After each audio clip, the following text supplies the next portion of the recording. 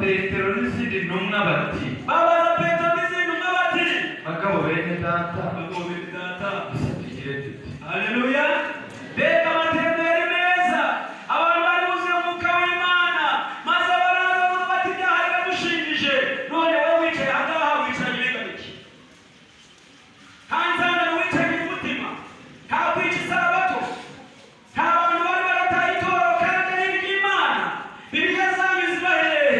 Abatazi gutangira isabato, abafitanye inzangano, abafite amashari mu mitima, wewe wicaranye iki? N'Imana yaciye wicaranye, uyu munsi itangazo urakureba. Babaza Petero tujya dute? Tugire dute? Hanyuma Petero arabasubiza ati, nimwihane, umuntu wese muri mwe abatizwe